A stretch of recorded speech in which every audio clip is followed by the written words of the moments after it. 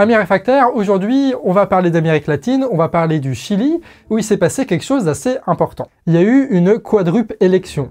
Donc, il y a eu les maires qui ont été élus, mais aussi les conseillers municipaux, ceux qui gèrent en gros les régions, et surtout, ce qui va nous intéresser, il y a eu une assemblée constituante qui a été élue. Bon, je vous avoue, je n'ai pas encore regardé les résultats, mais de toute façon, tout ça, c'est très prévisible, comme on va le voir. Du Chili, tu te souviens probablement de cette image magnifique. C'était fin 2019 et on peut dire que ça en jette. Pourtant, le Chili, depuis la dictature de Pinochet, faisait figure de belle démocratie libérale, stable, sans contestation et loin de la fièvre socialiste des pays voisins. C'est pas pour rien que depuis des années, les fonds de pension états-uniens se régalent.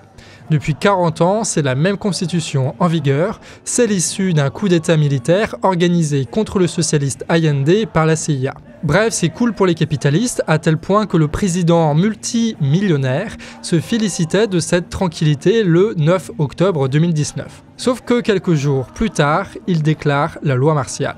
Pourquoi? Parce que dehors, ça se révolte dû à une forte inégalité et à une paupérisation des Chiliens. Le coup de départ des mobilisations, ça a été une hausse des coûts du ticket de métro. Et suite à ça, il y a eu des mobilisations et il y a eu une réponse très autoritaire avec une répression policière assez forte. Et t'as même l'armée qui a dû intervenir pour ramener la paix. Voilà.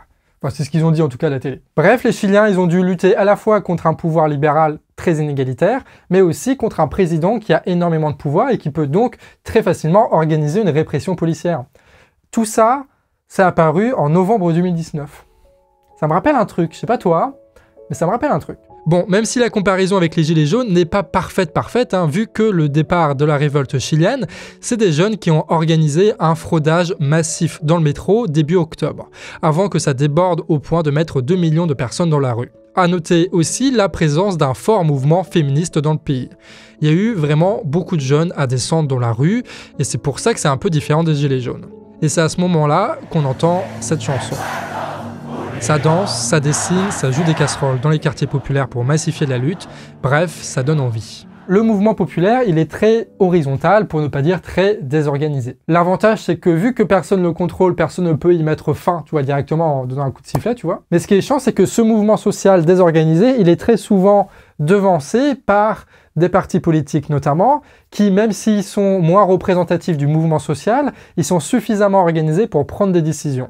Et ce qui s'est passé, c'est que très rapidement, le mouvement social a été distancé par les partis politiques. Le 15 novembre, un pacte est conclu entre le gouvernement libéral et les autres partis plus ou moins d'opposition, à l'exception des communistes. C'est parti pour l'organisation d'un référendum pour une nouvelle assemblée constituante. Résultat, 78% pour, avec une participation de 50%. Après un mouvement social historique, c'est donc le même parti qui est contesté qui prend l'initiative pour essayer de résoudre le problème avec les autres partis en place. C'est un peu, si vous voulez, comme si Emmanuel Macron essayait de résoudre par lui-même le problème des Gilets jaunes en disant qu'il va apporter des solutions, qu'il va être le représentant des Gilets jaunes, quoi. Là, il y a quelque chose qui merde un peu dans le raisonnement. D'ailleurs, c'est pas une constituante, mais une convention. Et la nuance est grande. Par exemple, la Convention chilienne ne pourra pas remettre en question les traités internationaux, et notamment ceux qui concernent le libre-échange. En fait, les jeux sont un peu pipés dès le début. Par exemple, il y a des règles différentes entre les candidatures indépendantes et ceux qui viennent d'une organisation partisane. Quand le parti présidentiel aura 800 000 $ pour faire campagne et qu'il occupera une grande partie du temps de parole télévisé, les candidatures indépendantes n'auront eux que 1 400 $ et aucun accès à la télé. Les articles proposés devront être validés en plus par 70% de la Convention, ce qui donne en pratique un droit de veto au pouvoir en place. Ce qui fait que, dans le meilleur des cas, rien ne changera. Sachant qu'il y a une liste unique qui rassemble du centre droit à l'extrême droite. Voilà, la fameuse union des droites, là-bas, ça c'est fait. Et en phase 2, tu as une 60aine de petites listes indépendantes, de gauche, un peu révolutionnaires, tout ça. Voilà. On est dans ce genre de configuration. Pour finir, les élections sont à la proportionnelle et plurinominale comme pour nous les européennes, ce qui favorise les pactes électoraux et les arrangements opaques. On peut aussi rajouter à ça la situation sanitaire qui redonne du crédit au pouvoir en place et limite les manifestations.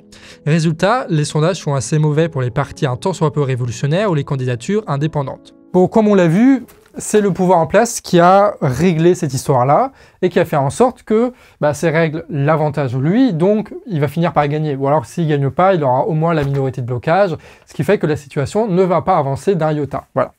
Bon, ça c'est la théorie, on peut voir maintenant à peu près la pratique, ce que ça donnait, pour voir les résultats, quoi, pour essayer de chiffrer un petit peu, quoi. 23%. 23%, c'est ce qu'a fait la coalition de droite au pouvoir. 23% pour cette convention citoyenne. Et ça, malgré les biais de financement, la médiatisation, malgré leur coalition, malgré le Covid, malgré leur initiative et malgré la répression. Ils n'obtiennent même pas les 30% nécessaires pour faire veto. Les communistes et l'équivalent du front de gauche passent même devant les sociodémocrates avec un peu moins de 20% chacun. Mais la vraie surprise, c'est les listes indépendantes qui récoltent un petit peu moins d'un tiers des sièges, alors qu'ils étaient largement moins médiatisés et financés que les autres gros partis. Donc des indépendantistes majoritairement contre la caste au pouvoir, issus du mouvement social de 2019, et qui vont donc devenir une force qui vont pousser cette constituante vers la démocratisation de l'État et la socialisation de l'économie. Et il y a même eu tellement de femmes élues dans cette convention que certaines ont dû se retirer par respect du principe de parité, c'est dire. Ce qui est beau aussi, c'est de voir tous ces militants qui ont eu des petites victoires et des grosses répressions, qui sont devenus depuis dimanche, en fait, des représentants du peuple pour écrire la future constitution. Il y a même eu Pikachu qui a été élu à la convention constituante. Pikachu, quoi. Il y a donc un pays dans le monde où Pikachu est en train d'écrire une constituante anti-impérialiste. L'actualité regorge de bonnes surprises quand même. Ça apprendra à tout le monde qui se moque de lui pour dire qu'il est capitaliste et tout. Ben non, Pikachu, il est révolutionnaire et il est en train de changer le monde en ce moment. Bon, on va pas rester bloqué sur Pikachu, on va parler des autres élections, celles municipales et aussi régionales. Et en gros, ça a été aussi largement remporté par les partis de gauche et notamment les communistes. Mais il faut pas oublier un truc, c'est que l'abstention a été énorme. 61%, ce qui est historique. Ça, couplé avec le succès des listes indépendantes, on arrive au résultat où, en fait, tu as une scission, encore une fois. Tu as une scission entre la majorité des personnes et ceux qui essayent de les représenter. Donc oui, il y a eu une victoire, mais cette victoire, elle se fait sans la majorité des gens. Et ça va poser problème. C'est pas une fatalité, mais pour le moment, si tu as plus de la moitié des personnes qui se désintéressent de tout ça, comment le peuple va réagir, comment le pays va réagir si, après quelques petites socialisations qui vont emmerder BlackRock, les États-Unis vont leur mettre des coups de pression en faisant des petits embargos, en faisant des petits blocus, en faisant des petites sanctions, des trucs comme ça. Ça va peser sur la diplomatie, sur l'économie du pays chilien là. Donc, comment est-ce que le peuple va réagir à ces coups de pression? Parce que l'important, c'est pas tant de prendre le pouvoir que de le conserver au long terme, suffisamment longtemps pour mettre en place des mesures qui sont stylées. Donc ça, c'est la grande incertitude. C'est est-ce que les gens n'ont pas voté parce qu'ils en ont eu marre, ou est-ce que les gens n'ont pas voté parce qu'ils sont dépolitisés et qu'ils vont peut-être mal réagir si les États-Unis mettent un petit coup de pression? Alors oui, la Convention ne va pas tout arranger. Comme les manifestations avant elle n'ont pas changé le pays, comme ces années de militantisme qui ont rendu possible cette révolte en 2019, en soi, à court terme, ça n'a pas produit grand-chose. Ça, c'est parce qu'on regarde des événements, mais quand on regarde le mouvement en lui-même, on se rend compte qu'il y a une force qui arrive à produire à chaque fois un débouché politique différent qui permet de faire avancer le pays. Le militantisme permet la mobilisation et la politisation de masse, qui force le pouvoir à tenter un pari électoral qui est emporté par les forces démocratiques et socialistes. Et dans 6 mois, c'est les élections présidentielles. Et le succès à la fois des partis de gauche et des indépendants trace enfin un espoir de changement radical pour ce pays. Et ça, quand même, ça c'est pas du détail. La leçon chilienne est donc la suivante. La révolution n'est pas un acte unique, un acte du grand soir, quelque chose d'idéologiquement parfait. La révolution, c'est une succession d'actes et de débouchés qui sont à chaque fois saisis par les gens pour faire en sorte d'aller vers le haut. Oui, la constituante a été organisée par le pouvoir qui avait mis des freins. Mais le fait qu'il s'est senti obligé de faire une constituante et de ne pas mettre des freins plus féroces que ça, c'est parce qu'à la base, il y avait un mouvement social. Pourquoi il y avait un mouvement social? Parce qu'à la base, tu avais des militants qui ont répété et encore répété leurs critiques par rapport au système en place. Donc la constituante, même si elle est imparfaite, ce n'est pas la fin de l'histoire chilienne. Pourquoi? Parce que le mouvement social a réussi à s'approprier cette constituante-là. Ce qui fait que plus tard, tu vas avoir des nouvelles élections, des nouvelles constitutions, des nouveaux jeux de pouvoir qui font qu'à la fin, bataille après bataille, peut-être que le peuple chilien va pouvoir se libérer de l'impérialisme états-unien. Et c'est ça qui compte, non? C'est de gagner la bataille à la fin. C'est ça l'important. Reste plus qu'à continuer chez nous, quoi. avec nos propres spécificités qui fait qu'on est un pays différent des autres, avec notre propre histoire, notre propre rythme, nos propres symboles, et puis au final, peut-être qu'aussi on verra Pikachu dans une assemblée constituante. Ou un autre Pokémon, hein, je suis pas fermé là-dessus, mais ce serait bien d'avoir ça quand même. Ce sera franchement stylé d'avoir ça. Et le peuple chilien montre que c'est possible. Même quand c'est compliqué, c'est possible à faire. Faut juste y aller, quoi, et trouver le bon angle, et puis...